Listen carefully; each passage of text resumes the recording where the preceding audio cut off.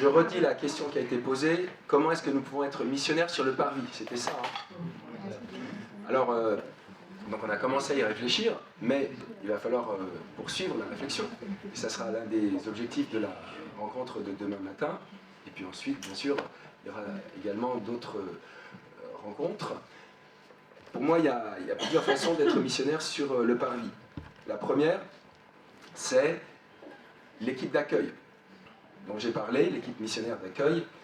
Je crois que ce serait bien d'accueillir les paroissiens au bas des marches, sur le parvis. Plutôt que...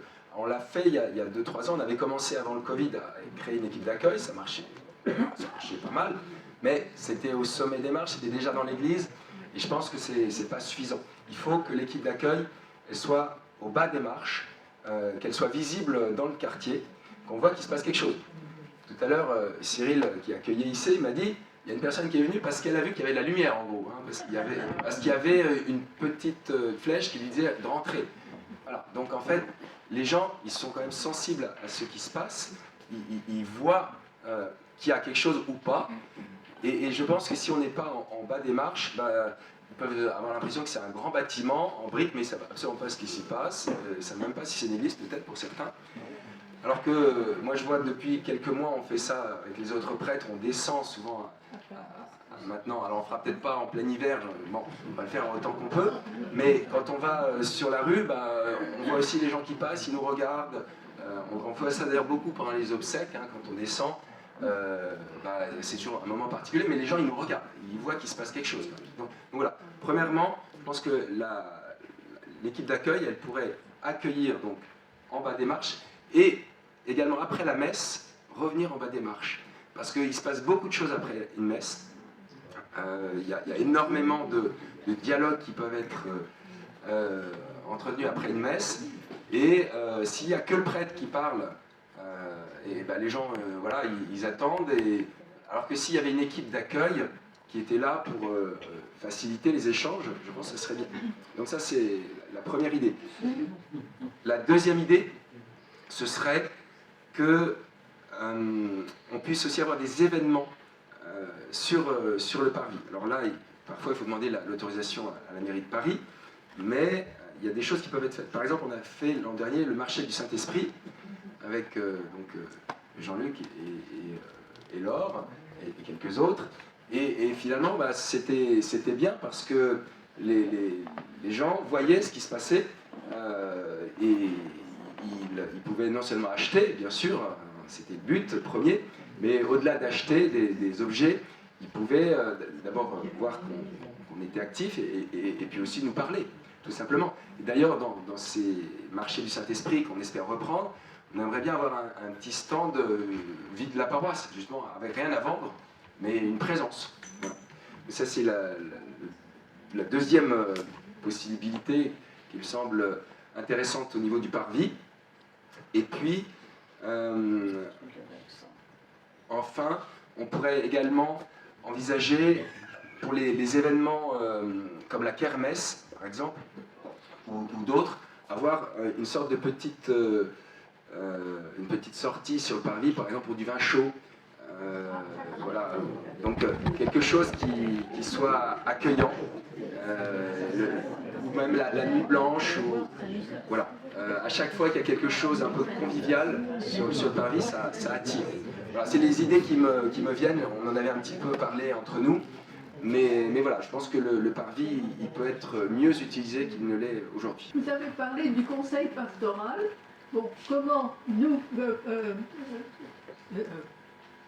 paroissiens lambda, comment peut-on les contacter? On les connaît pas, on ne sait pas qui est.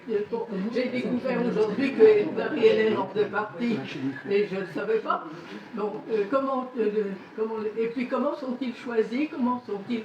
Voilà. Alors, il y a donc deux questions. Je vais commencer par la deuxième. Comment ils sont choisis? Là, c'est le rôle du curé de proposer à un tel ou une telle de joindre le conseil pastoral et la personne accepte ou refuse. Voilà. C'est comme ça que ça se passe. Sachant qu'il y a de toute façon un roulement. Personne ne reste indéfiniment au conseil pastoral. Il y a un roulement au bout de quelques années. La deuxième question, qui était la première, comment est-ce qu'on peut mieux les connaître? Alors ça, c'est un enjeu de cette année. Vous les avez vus, mais ça ne suffit pas sur la photo. Donc on réfléchit à un signe distinctif, peut-être un foulard ou un badge, quelque chose que les membres du conseil pastoral pourraient porter avant, après les célébrations, enfin voilà, qu'il soit plus visible. Donc ça, on a bien conscience de ne pas être assez visible et on va y travailler. Une affiche avec des noms. Ah ben ça, elle existe déjà. Ça, elle existe déjà, mais voilà, ça suffit pas. Ça suffit pas. Au moment où vous avez voté pour le conseil pastoral, c'était de la prime alors? Oui, parce que normalement, dans le droit canon, c'est pas un vote, c'est le curé. Mais bon. Alors je reprends deux thèmes qu'a dit le Père Arnaud. Accueillir au début de la messe, je suis prêt à le faire. Seulement pour animer un certain nombre de dimanches, comme vous le savez, en général, quand la messe commence, il y a entre 75 et 80% des gens qui sont là. En particulier à la messe de 11h d'ailleurs. À la fin du Kyrie, on arrive bien à 85-90, et disons qu'au Gloria, et à la première lecture, on est à 100%. Je regarde personne, hein. Tout le monde se... Bon. Deuxièmement, le Père a parlé d'un lieu de rassemblement. C'est la kermesse de Noël, ou vente de charité, etc. Je mets de côté le côté mercantile, où il y a des choses à acheter. Ça a été pendant très longtemps un grand rassemblement. Excusez-moi, je suis né sur la paroisse. Je me souviens qu'il y avait des moments extraordinaires. Bon, c'est vrai qu'avec le Covid, il y a les repas qui ont été supprimés. Mais là encore, je regarde personne, mais quand je vois un certain nombre de gens, paroissiens habituels, qui ne mettent jamais les pieds pendant 3 jours, et qu'on voit plus de gens du quartier, tiens, justement, qui ne mettent jamais les pieds à l'église, qui viennent nous voir, parce qu'on fait... C'est tout, c'est une remarque que je fais, qui est, je veux dire, encore la charité chrétienne, c'est dire aussi les choses. Pierre, Satan, marche 3 pas derrière moi. Merci Jean-Claude, je vous encourage voilà, à dire les choses justement, c'est pour ça qu'on est rassemblés, c'est pas pour dire tout va bien, sinon on n'aurait pas besoin d'essayer d'améliorer les choses. Donc, alors, voilà, par rapport à la question du retard, on y est sensible, on y réfléchit depuis quelques temps, on en a parlé en conseil pastoral. C'est une question délicate parce qu'on ne veut pas non plus froisser des gens qui sont déjà un peu fragiles, mais il faut faire quelque chose. Moi, actuellement, mon optique, ce serait de le faire par l'humour. Voilà. Donc, on va faire bientôt une annonce par l'humour. Voilà, je peux même vous la dire d'avance, mais vous n'allez pas rire de ce fait-là au moment où je la dirai, on la dira. Mais vous allez me dire si c'est bien. On va dire, voilà, au début, à la fin de la messe de 11h, je dirais, j'ai une mauvaise nouvelle à vous annoncer, c'est que on va supprimer 2 messes pour la paroisse. Alors tout le monde va... Ah bon? Donc, d'ailleurs c'est fait. Donc on va supprimer la messe de 11h10 et la messe de 11h20. Mais nous gardons la messe de 11h. Voilà. Donc, ça marche.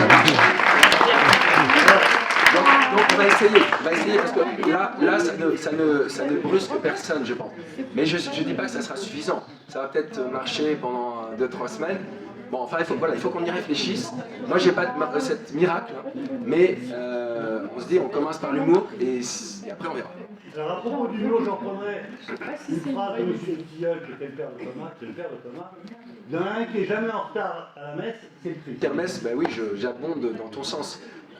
On a donc des personnes qui sont très très dévouées, donc j'ai cité Jean-Luc et Laure, mais il y en a d'autres qui sont vraiment très très dévoués, Jean-Claude tu en fais partie.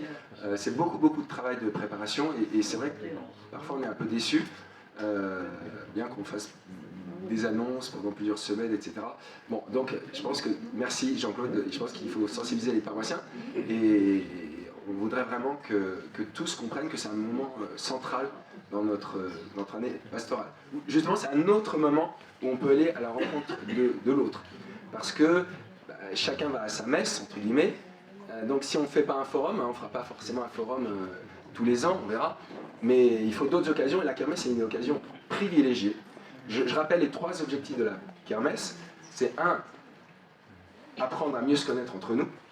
2, attirer des non-chrétiens, enfin des personnes qui ne sont pas dans l'église, pour venir jusqu'à nous, et 3, faire un peu d'argent, parce que c'est aussi, ça fait partie du financement de la paroisse. Mine de rien, c'est quand même quelques dizaines de milliers d'euros, et on en a besoin. Donc c'est aussi important. Sans compter qu'on reçoit énormément de choses dont il faut s'en débarrasser, hein, sinon les cryptes, elles ne suffisent pas. Donc, vous voyez, c'est 3 objectifs très, très clairs, mais il faut que les paroissiens s'en saisissent. Je voudrais savoir pourquoi c'est toujours le prêtre qui fait les annonces pastorales à la fin de la messe. Je ne comprends pas pourquoi. Moi, j'aurais imaginé justement, c'est qu'un membre du conseil pastoral vienne à la fin de la messe pour faire l'annonce en disant, ben voilà, dans l'église, dans la messe, cette semaine, il y aura ça. Si le prêtre a un point à rajouter, il rajoute, c'est pas à lui de le faire. Moi, tout le monde a entendu? Moi, je suis à 100% d'accord avec ça. D'ailleurs, dès que je peux, dès que certains d'entre vous me disent on aimerait faire telle annonce, je vous dis toujours faites-la vous-même. C'est beaucoup mieux quand ça vient de vous. Maintenant, on n'est jamais allé jusqu'à l'ensemble des annonces, mais on peut l'envisager. On en avait d'ailleurs parlé en conseil pastoral, vous vous souvenez, on s'était dit que ça pourrait être les membres du conseil qui fassent les annonces. Alors, on en reparlera. On pourra reparler de ce sujet parce que je pense qu'il faut que les laïcs fassent le maximum de ce genre de choses. Vous pouvez le faire et je trouve que c'est bien. Complètement d'accord. De la même façon, je voudrais souligner le fait que être missionnaire, c'est effectivement être ouvert à ceux qui ne sont pas chrétiens ou qui sont éloignés de l'Église. Je rappelle qu'on a une responsabilité, enfin c'est ce que je ressens, par rapport au fait que l'Église est souvent stigmatisée, qu'elle est dans une contre-culture, ce qui est vrai, mais c'est aussi parce qu'on ne sait pas bien l'expliquer. Et que donc je pense que c'est important de tous parler autour de nous, de ce que nous faisons aussi. Alors je prêche pour ma paroisse, entre guillemets, pardonnez-moi le jeu de mots, mais notamment pour le catéchuménat, parce que c'est quand même la porte d'entrée dans l'Église. Donc voilà, c'est ce que je voulais dire. Je ne comprends pas ce qu'on appelle la contre-culture de l'Église. En quoi est-ce qu'elle est contre-culture? Alors l'Église est contre-culture dans un sens. Je crois un exemple que vous connaissez tous, parce qu'on en parle de plus en plus en ce moment, c'est celui de la fin de vie. L'euthanasie va être évidemment votée sans aucun problème au Parlement. L'Église, elle prône tout à fait autre chose. Et donc, ah oui, c'est une question, tout à fait. C'est une question de terme, mais on est souvent en décalage avec la culture. En fait, c'est toute la difficulté. L'année dernière, vous vous souvenez, on a parcouru l'évangile de Saint Jean. Saint Jean, il exprime la réalité avec deux formules différentes. Il dit, les chrétiens, nous sommes dans le monde, mais nous ne sommes pas du monde. Donc voilà, l'église dans la ville, l'église aux périphéries, c'est ça, aller vers tous, mais sans être du monde. C'est-à-dire que même si on va vers tous, on gardera toujours notre foi et notre façon de penser qui n'est pas toujours celle, et même souvent pas celle des non-chrétiens. Mais ce qui ne veut pas dire ne pas être ouvert à des gens différents. Et ça, je pense que nous avons un devoir de nous former aussi à ça. Parce que moi, il m'est arrivé souvent d'entendre des choses qui ont plus trait à une méconnaissance, y compris de ce que porte l'Église, qu'autre chose. Et je pense que c'est de l'ordre du devoir aussi, si on veut être missionnaire. C'est pas seulement de savoir faire les accueils, etc. C'est aussi, et ça pour moi c'est aussi une conversion d'une certaine façon. Enfin pour moi aussi. Tu as absolument raison, et c'est pour ça que tout à l'heure j'évoquais dans le diaporama la formation. Un chrétien aujourd'hui ne peut pas ne pas se former. Il faut vraiment se former. Bien sûr, les messes du dimanche, c'est un embryon de formation. Vous avez une homélie qui dure à peu près 7, 8, 10 minutes. Bon, c'est un début de formation, mais c'est pas suffisant. Donc c'est pour ça, vous voyez, à Paris, on a énormément de chance et il faut en profiter. Alors on va vous proposer plusieurs types de formations cette année. donc ça me permet d'en parler, c'est bien. Donc les 3 prêtres, nous allons faire une formation.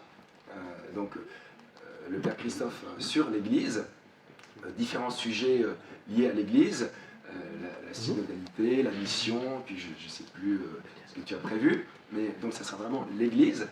Le Père Simon fera également une formation sur l'Église, mais plutôt sur l'histoire de l'Église, voilà, avec les grands moments. Et puis donc moi je ferai une formation sur les actes qui sont aussi l'Église naissante, donc on sera vraiment centré sur l'Église. Ludovic aussi peut-être fera une formation sur... alors je te laisse... Oui, c'est pas des formations pour en parler, mais les ateliers de la parole qui reprennent cette année leur cours normal pour tous ceux qui souhaitent découvrir le ministère de la parole pendant les messes. Et on va essayer de mettre sur pied quelque chose aussi pour accompagner les personnes qui donnent la communion aux messes ou à domicile.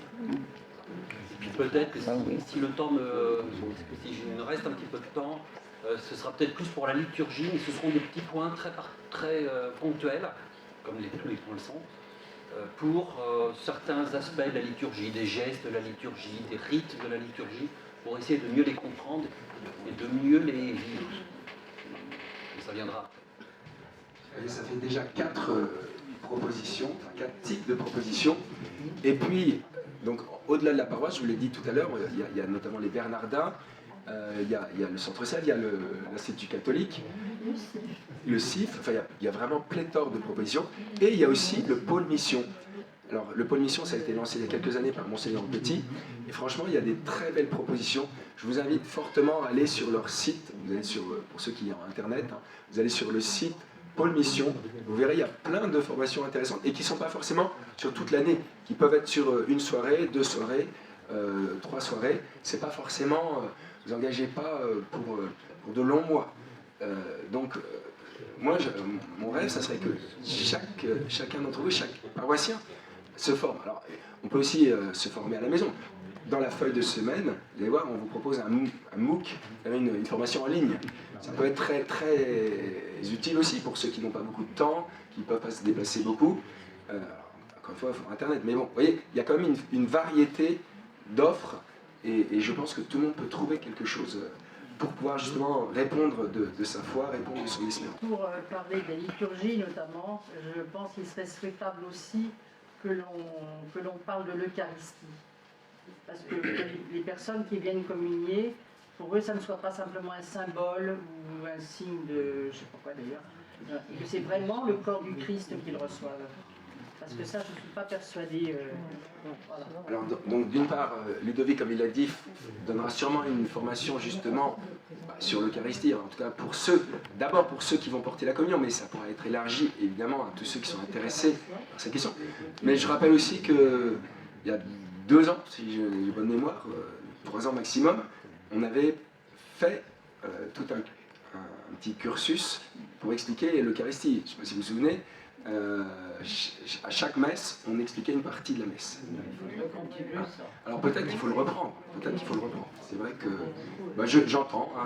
Voilà, on réfléchira à ce genre de questions aussi.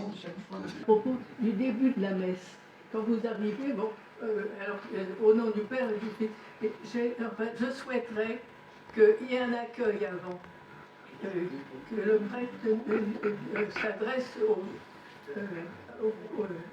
paroissiens qui sont là, s'il y a eu quelque chose d'important dans les événements, qu'on en parle tout de suite, qu'on n'attende pas la prière universelle pour en parler, et qu'on dise, bon, il y a ça, on est bouleversé, mais nous allons prier ensemble. Oui, non, mais j'entends, et parce que là, ça s'adresse aux prêtres, le Père Christophe et le Père Simon aussi, que oui, je pense qu'il y a des moments qui sont plus importants que d'autres dans l'histoire, dans notre vie, et je pense qu'en début de messe, oui, ça peut être bien d'en parler. Je suis complètement d'accord.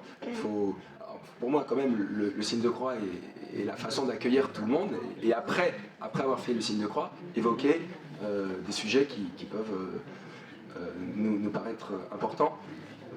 Pour ma part, en tout cas, je le fais de manière habituelle, en lien avec la parole de Dieu, parce que chaque dimanche a connotation particulière, comme par exemple ce dimanche avec les migrants et les réfugiés. Je trouve que c'est bien de faire l'accueil en lien avec ce centre-là. Question de vocabulaire. Les animaux sont nos frères. Quelle signification donnez-vous au nom frère? Alors, c'est vrai que le mot frère, comme beaucoup d'autres mots, hein, est ambivalent. En fait, c'est le propre du langage humain, c'est d'être ambivalent. Par exemple, lorsque François d'Assise parle de frère Soleil ou de sœur Eau, bien sûr qu'il ne les met pas au même niveau que, par exemple, sœur Claire, sa chère sœur Claire. Voilà. Mais je pense que quand même le mot a une importance. Il y a vraiment un lien parce que nous avons tous le même Père. C'est ça que signifie la fraternité. La fraternité signifie que nous avons un même Père, un même Créateur.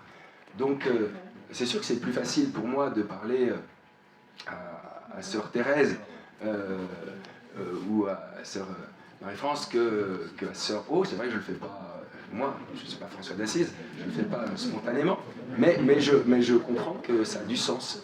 Et donc, je trouve que c'est quelque chose que nous devons peut-être réfléchir. Et c'est aussi, ces actes sont aussi des points de conversion, des points de progrès. Donc je pense qu'on peut améliorer notre relation par rapport aux créatures. Je pense que c'est d'ailleurs beaucoup reproché aux chrétiens. Il y a des courants entiers dans la société qui reprochent aux chrétiens d'avoir détruit la création. Parce qu'on dit, oui, dans la Bible, on dit, c'est dans au tout début de la Genèse, tu soumettras la terre. Et donc certains disent, bah, vous voyez, les chrétiens, dès le départ, ils ont détruit ce que les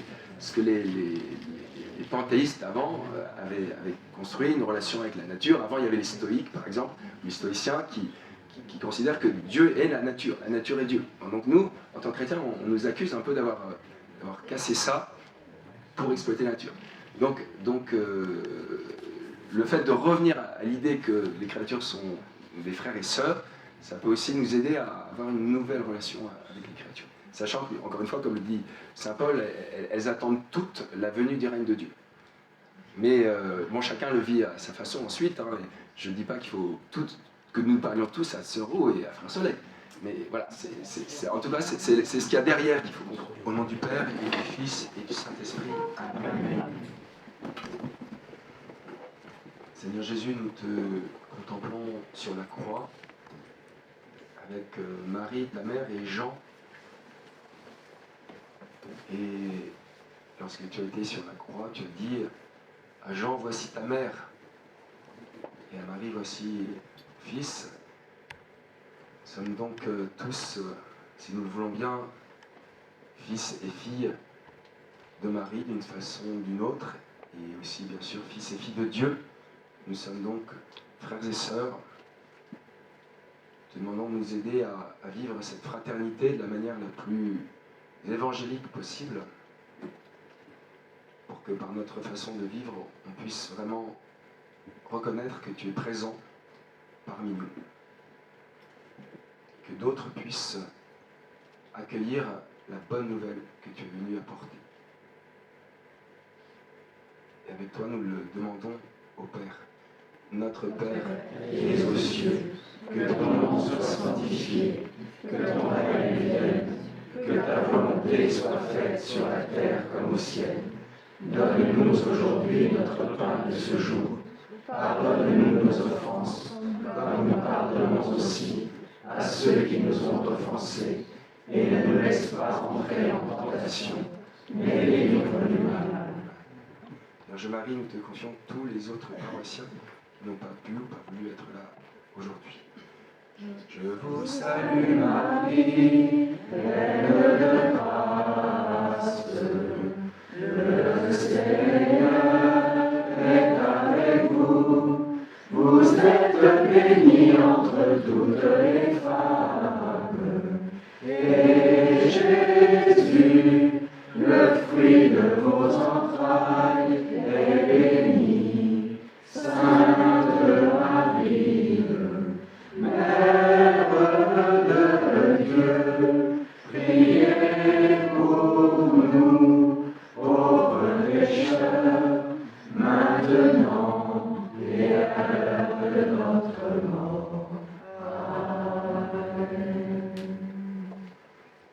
Le Seigneur soit avec vous. Et avec votre Et esprit. que Dieu Tout-Puissant vous bénisse, le Père, le Fils et le Saint-Esprit.